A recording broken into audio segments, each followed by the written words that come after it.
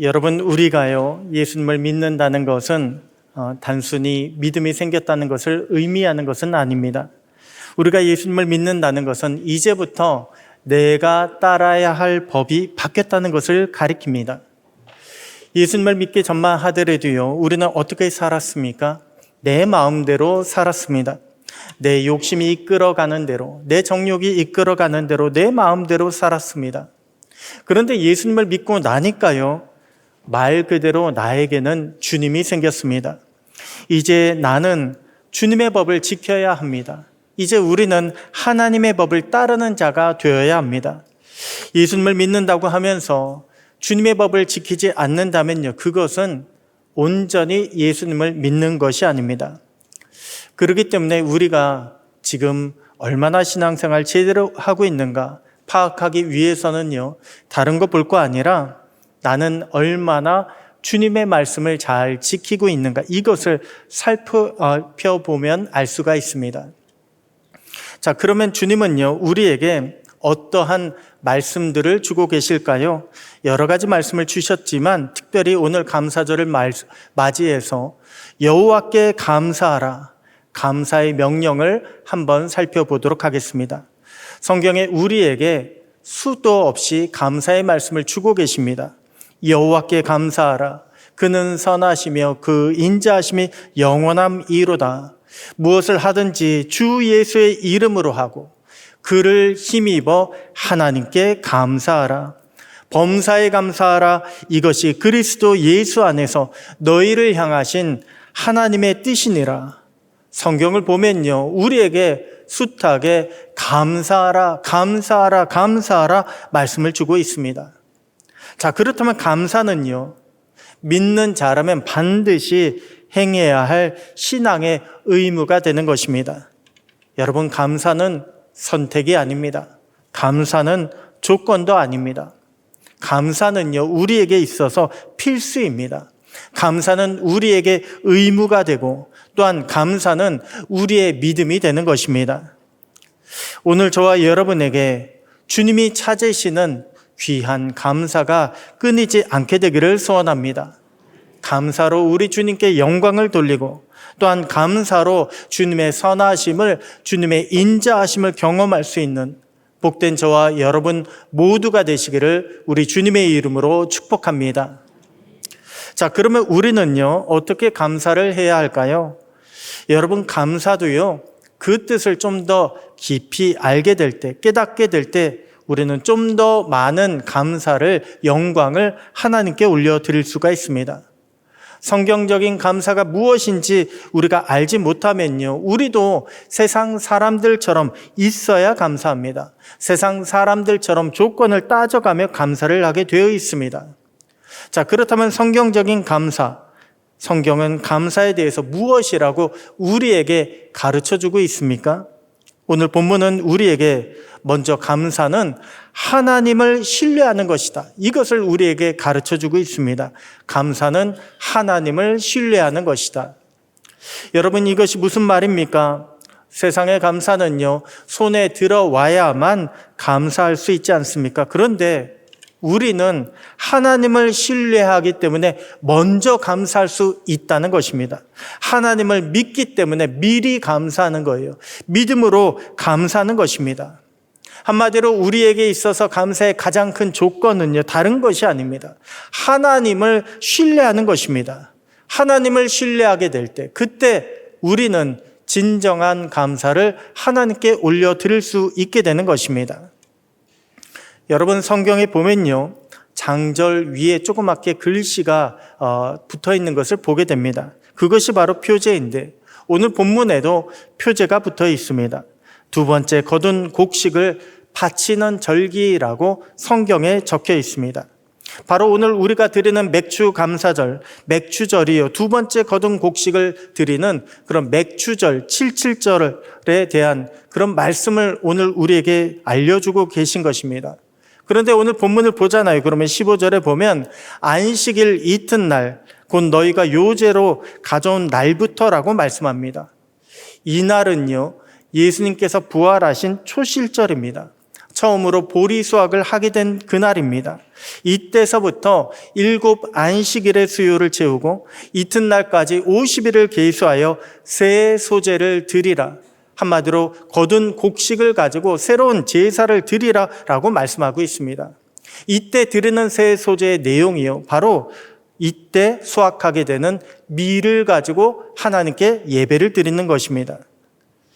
여러분, 이 말씀을 하나님께서 출애굽하는 이스라엘 백성들에게 주셨습니다. 그런데 이때만 하더라도요, 백성들은 이 말씀에 대한 감이 잘 오지 않았습니다. 왜냐하면 이스라엘 백성들은요, 출애굽한 지 얼마 되지 않았습니다. 출애굽하기 전만 하더라도 백성들은 애굽에서 주로 목축을 하거나 벽돌을 구웠습니다. 아니, 뒷마당에서 작은 그런 부추나 혹은 고추 같은 양파 같은 것을 심어봤을지 몰라도 제대로 된 큰 농사를 지어본 적이 없습니다. 왜 우리도 그렇지 않습니까? 우리도 앞마당에 있을 때 그때 작은 작물들을 심을 수는 있지만 그렇게 심어 보았다고 저 큰 벼농사, 논농사를 지을 수가 있습니까? 그거랑은 완전히 다른 차원의 얘기 아닙니까? 마찬가지로 이스라엘 백성들은요, 농사를 크게 지어본 적이 없는데 하나님은 농사에 대해서 말씀을 주고 계신 것입니다. 더구나 지금 백성들 중에는 가나안 땅에 가본 사람이 한 사람도 없습니다. 그 땅이 어떤 땅인지, 그 땅에는 물이 있는지, 강이 있는지, 그 땅은 얼마나 비가 오는지 감도 오지 않습니다. 그런데 주님은요, 그 감도 오지 않는 땅에 가서 농사를 지으라고, 농사를 지어 결실을 바치라고 지금 명령하고 계신 것입니다. 그때의 감사의 절기를 지키라고 말씀을 주고 계신 것입니다. 여러분, 이 말씀이요, 얼마나 듣는 이스라엘 백성들에게는 막막하게 들릴까요? 그런데 우리도 보면 인생을 살아가면서 막막한 일을 겪게 된 때가 한두 번이 아닙니다. 그런데 여러분 생각해 보십시오. 우리가 막막하다고요, 우리가 보이지 않는다고 하나님도 막막하시겠습니까? 우리 하나님도 보이지 못하시겠습니까?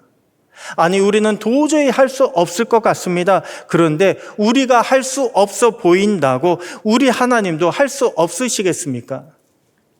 우리 하나님은요, 천지를 창조하신 하나님이십니다.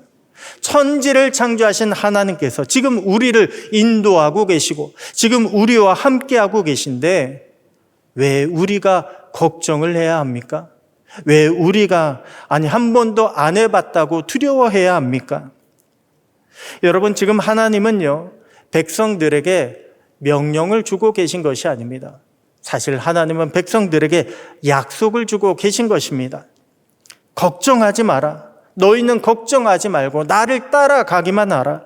내가 다 할 것이다. 내가 다 이루어 줄 것이다. 그러니 너희는 믿고 따르기만 하라.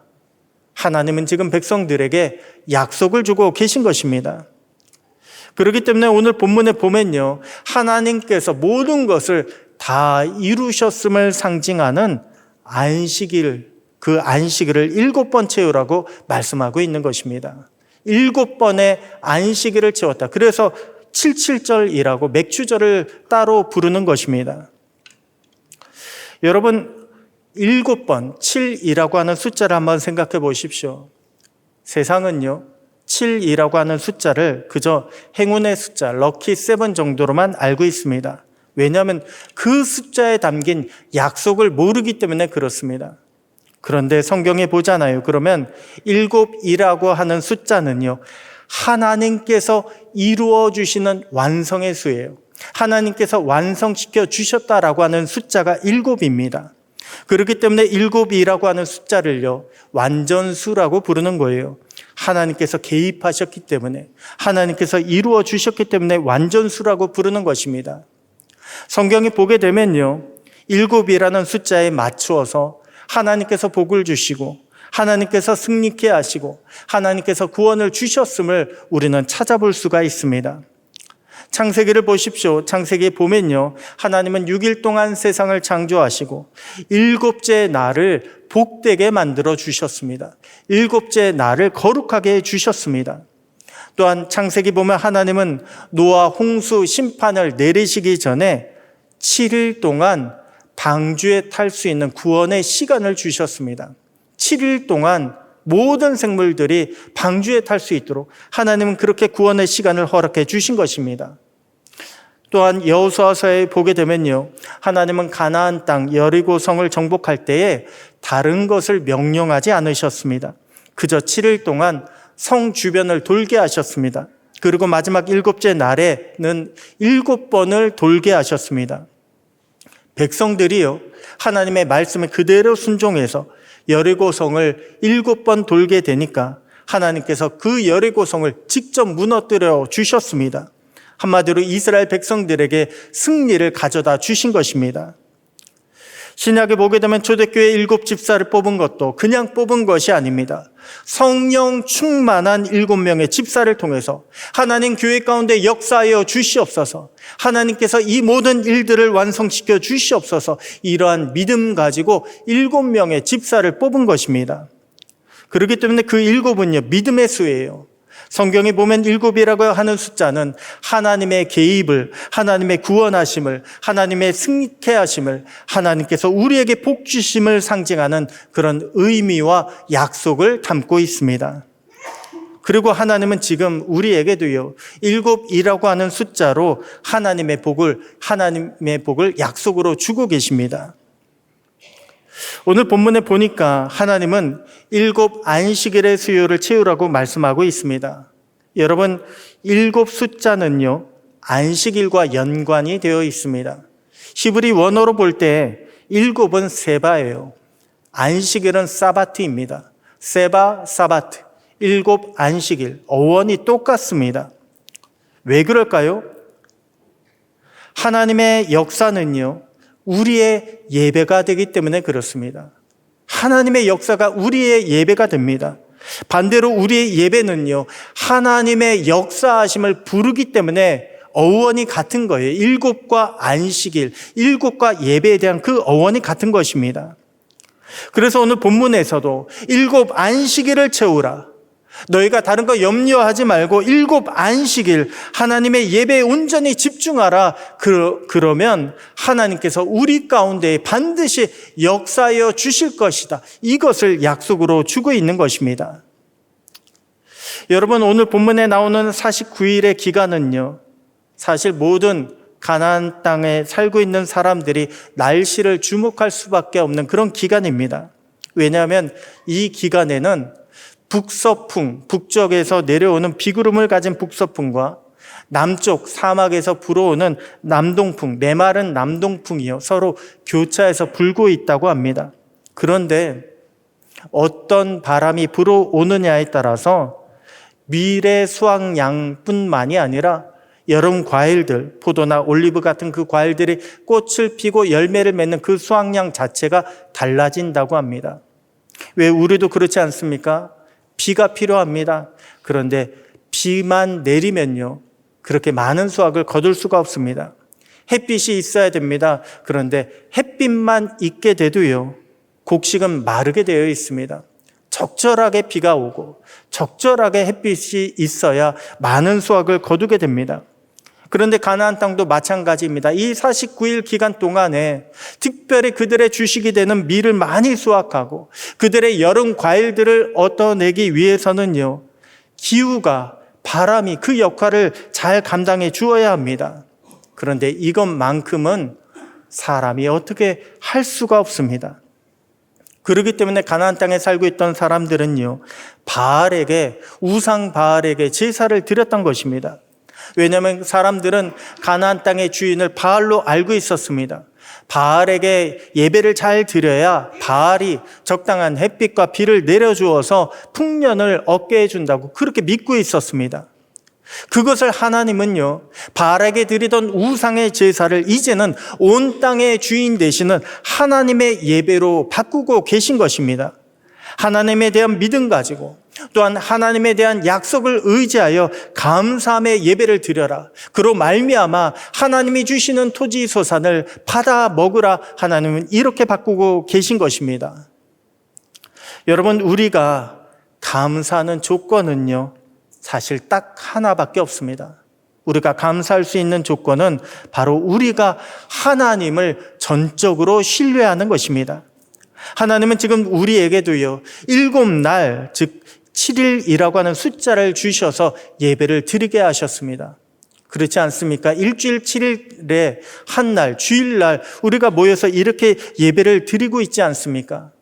하나님은 7일째 되는 날, 주일에 하나님의 역사하심에 대해서 말씀을 듣게 하셨고 그 약속을 지금 저와 여러분에게 주고 계십니다. 또한 그 약속을 통해서 저와 여러분에게 하나님의 은혜와 하나님의 축복을 받을 수 있도록 하나님은 역사하고 계십니다.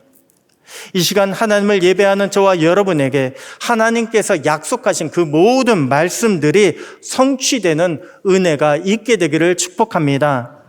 그래서 우리 가운데 하나님을 향한 믿음 가지고 하나님의 약속을 향해 나아가고 그로 말미암아 하나님께서 주시는 그 모든 은혜와 축복을 받아 누리는 감사가 풍성히 넘치는 저와 여러분 모두가 되시기를 우리 주님의 이름으로 축복합니다. 다음으로 본문은 맥주절을 통해서 우리에게 어떠한 감사의 의미를 가르쳐주고 있을까요? 오늘 본문은 우리에게 감사는 하나님과 교제하는 것이다. 이것을 가르쳐주고 있습니다. 감사는 하나님과 교제하는 것이다. 여러분, 이 말이 무슨 뜻입니까? 하나님은 우리에게 원하시는 것이요, 물질이 아니라는 거예요. 그저 감사의 예물을 원하시는 것이 아니라 감사의 마음을 원하고 계신다는 것입니다. 우리와 직접적으로 사랑하는 그런 감사의 교제를 원하고 계신다는 것입니다. 아무리 우리가 하나님 앞에 예물을 많이 드린다 할지라도 우리의 마음이 빠지게 되면요, 그것은 진정한 감사가 아니라고 말씀을 주고 있는 것입니다. 오늘 본문인 레위기 23장에 보게 되면 이스라엘에서 지키는 그런 5대 절기가 모두 등장합니다. 그리고 각 절기를 소개할 때마다 이렇게 예배하라, 각 절기에 합당한 예배법이 나오게 됩니다. 그런데요, 오늘 우리가 읽은 본문의 말씀, 맥추절의 예배를 보게 되면 다른 절기의 예배보다 드려야 하는 제사가 훨씬 많다라고 하는 것을 우리는 발견할 수 있습니다. 가장 기본이 되는 번제는 물론이고요, 소제, 화목제, 속죄제 등의 거의 모든 제사를 드리라고 오늘 본문은 말씀하고 있습니다. 여러분, 번제가 무엇입니까? 번제는요, 하나님의 백성이라면 규칙적으로 드려야 하는 정기적인 제사가 번제입니다. 왜? 오늘 우리가 드리는, 매주일 드리는 그런 주일 예배가 일종의 번제입니다. 또한 소제는 수확한 곡물을 감사함으로 드리는 제사입니다. 그래서 소제는요, 마치 감사원금을 우리가 드리는 것처럼 다른 제사 드릴 때에도 같이 병행하여 드리기도 했습니다. 속죄제는 말 그대로 죄에 대한 회개 제사이고요, 그리고 화목제는 신앙의 회복에 대한 서원의 제사입니다. 또한 신앙을 회복한 것에 대한 감사의 제사이기도 했습니다. 그런데 맥주절은요, 이 모든 제사들을 다 한꺼번에 드리라고 우리에게 말씀을 주고 있는 것입니다. 아니, 왜 하나님은 맥주절에 이 모든 제사들을 다 같이 드리라, 한꺼번에 드리라 이렇게 말씀을 주고 있을까요? 하나님은 우리가 그저 물질적인 예배만 드리는 것을 원치 않으시기 때문에 그렇습니다. 하나님은 우리가 물질을 드렸다고, 제사만 드렸다고 그것으로 만족하는 것이 아니라 하나님은 우리에게 삶의 전반을 돌아보고 또한 그 가운데 하나님 앞에 회개와 감사 예배를 드리기를 원하고 계셨던 것입니다. 우리가 삶을 돌아보면 어떻습니까? 삶을 돌아보는 가운데 하나님께서 어떻게 우리를 인도하셨는지 발견할 수 있지 않습니까? 또한 우리가 삶을 돌아보면요, 사실 얼마나 많은 하나님의 은혜가 우리 가운데 있었는지 우리는 발견할 수 있지 않습니까? 하나님은 그렇게 우리로 하여금 삶을 돌아보며 감사 예배를 드리라고 말씀하고 있는 것입니다. 그렇기 때문에 백성들이요, 가장 신경이 많이 쓰이고 또한 가장 염려하던 주식인 밀을 수확하게 된 그때에 하나님은 밀 수확에만 집중하지 마라, 오히려 번제, 소제, 속죄제, 화목제 등의 모든 제사를 하나님 앞에 드리면서 여기까지 인도하신 하나님께 감사의 예배를 드리라라고 말씀하고 있는 것입니다.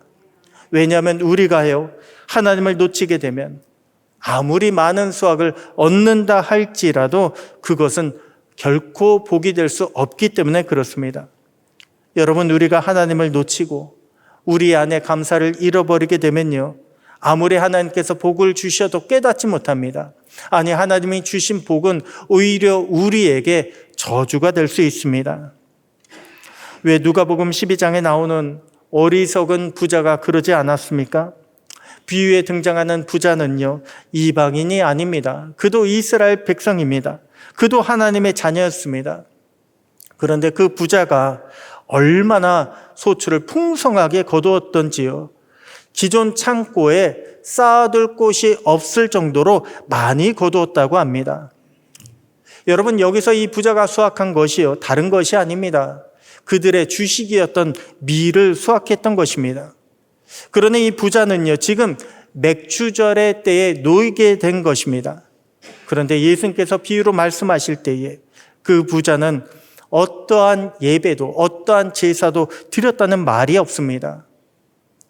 물론 우리도 보면요, 가끔 예상을 뛰어넘는 그런 풍성한 소출이 있게 되면 너무 바빠서 정신이 없을 수도 있습니다. 하지만 아무리 그러할지라도 맥추절 절기 예배는 온전히 하루를 성회로 바쳐야 되는 그런 예배입니다. 반드시 이 예배는요, 드려야 되는 예배입니다. 거를 수가 없습니다. 하지만 이 부자는요, 소출에 정신이 팔려서 예배를 드리지 않습니다. 하나님을 생각하지 못하고 오직 그 많은 소출을 보면서 나만을 생각합니다. 야, 내가 이 많은 것을 가지고 이제는 어떻게 살까? 내가 어떻게 먹고 어떻게 마시고 내가 어떻게 인생을 즐길까? 그것만을 생각합니다. 그러다 이 부자 결국 그 밤에 죽고 말았습니다. 예수님은 이 비유를 드시면서 뭐라고 말씀하셨습니까? 자기를 위하여 재물을 쌓아두고 하나님께 대하여 부유하지 못한 자가 이와 같다고 말씀하셨습니다. 여러분, 비유 속 부자의 가장 큰 죄는요, 다른 것이 아니에요. 하나님에 대하여 부유하지 못한 것입니다. 이 부자는 하나님을 알지 못했습니다. 이 부자는 하나님과 교제하지 못했습니다. 하나님을 사랑하지 못했습니다. 그러니 이 부자는요, 하나님께 감사할 줄도 몰랐고 받은 축복을 어디다가 어떻게 써야 할 줄도 몰랐던 것입니다. 그렇기 때문에 하나님은요, 이 부자의 영혼을 그날 밤에 도로 찾아가신 것입니다. 오늘 맥주감사 주일을 맞이해서 여러분, 우리의 감사를 한번 돌아보시기 바랍니다. 감사는요, 하나님과 교제하는 가운데 나오는 것입니다. 이 말을 거꾸로 하면 우리에게 교제가 없는 그러한 감사는요, 진정한 감사가 될 수 없다는 것을 의미합니다. 감사절 예배를 드린다고 해서, 감사절 하나님 앞에 헌금을 드렸다고 해서 우리의 할 도리를 다했다? 아니요, 그거는 있을 수가 없습니다. 여러분, 하나님은요, 저와 여러분에게 무엇보다 깊은 교제를 원하고 계십니다. 우리가 매 순간순간 살아갈 때에 하나님을 생각하고 우리가 삶 속에서 하나님을 예배하는 자가 되고, 또한 우리가 범사에 감사 또 감사하는 자가 되기를 원하고 계십니다. 그럴 때 하나님은요, 우리를 기뻐하십니다. 그럴 때 하나님은 우리에게 더 큰 은혜로, 더 큰 축복으로 우리를 인도하여 주실 것입니다. 그렇게 하나님께 감사하고 하나님과 교제함으로 하나님과 깊은 동행을 이루어 가시는, 하나님의 은혜와 평강을 누리시는 저와 여러분 모두가 되시기를 우리 주님의 이름으로 축복합니다. 마지막으로 본문은요, 감사에는 어떠한 의미가 있다고 말씀하고 있을까요? 감사는 하나님께 순종하는 것이라고 우리에게 가르쳐주고 있습니다. 감사는 하나님께 순종하는 것이다.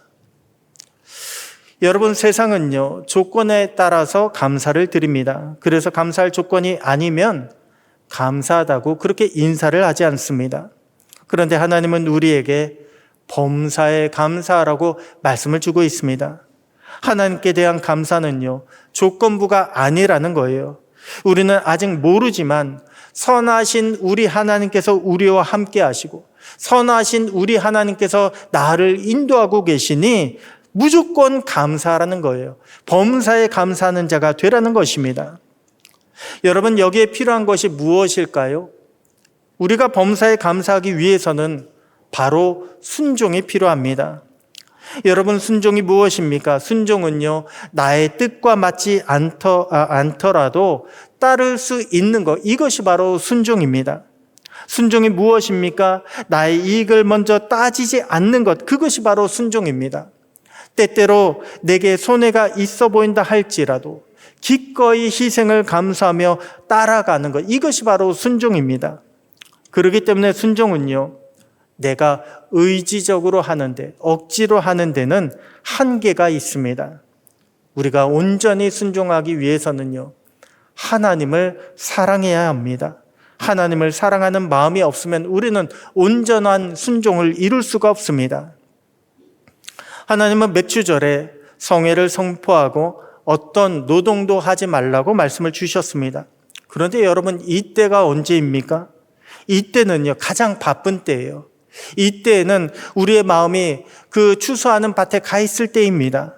주식은 밀을 추수하기 때문에 우리의 온통 마음은 얼마나 추수를 할까, 이것에 가 있기 마련입니다. 또한 주식인 밀을 추수하기 때문에 행여나 다른 사람들이 내 밭에 손을 대지는 않을까, 온통 신경이 밭에 다 쏠려 있을 것입니다. 그런데 하나님은요, 그보다 먼저 너희의 마음이, 너희의 생각이 밭에 가 있기 이전에 하나님을 생각하고 하나님을 예배하라고 말씀을 주고 있습니다.